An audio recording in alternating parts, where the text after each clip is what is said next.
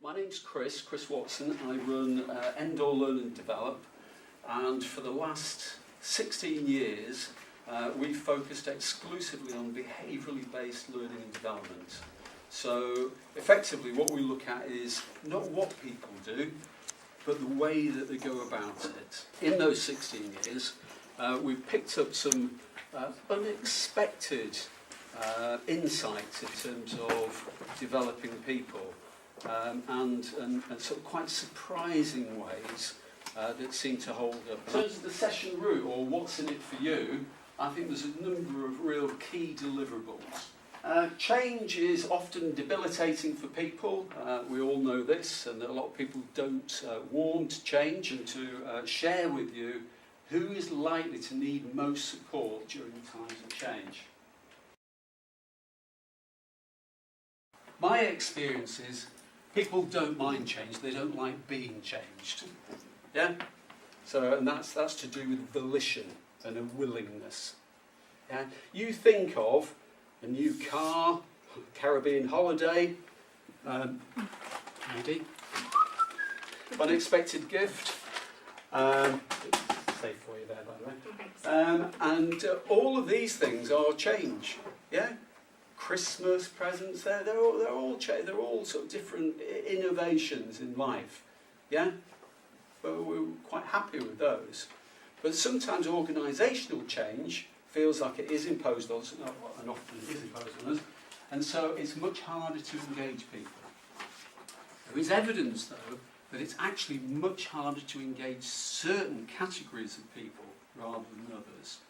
Okay, you might have seen that yourselves, and you might be one of them. It's not a problem, but it is useful to be able to identify where you might need to invest extra support, or indeed, if you're this particular type of person, it will give you some understanding as to why maybe you sort of slow on the uptake, or sometimes resist it mentally a little bit before you eventually come on board with whatever that initiative is. In terms of psychology, here are the big five. Which group, by a long way, are the ones who demonstrate a change-resistant personality?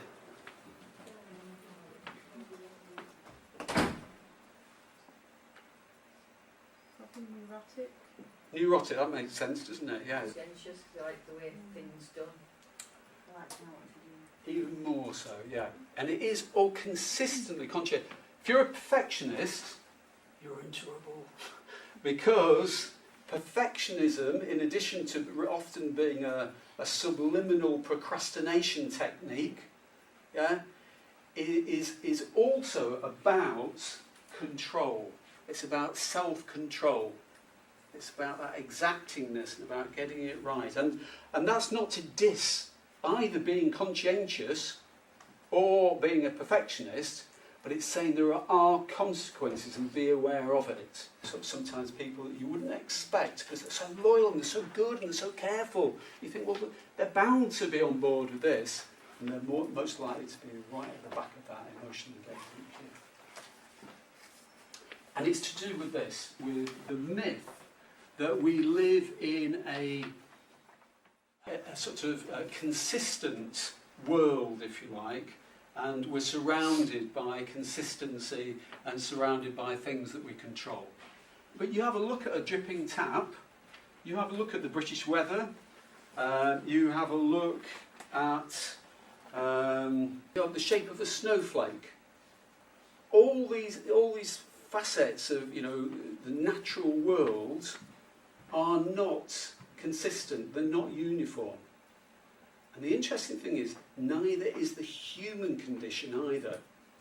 And once actually you sort of get your head around that, it's quite liberating to think that we are an atypical system operating in an atypical world. And one of the things that has sort of driven this increasing awareness of this is actually how we look at the human physiological state and how we measure health.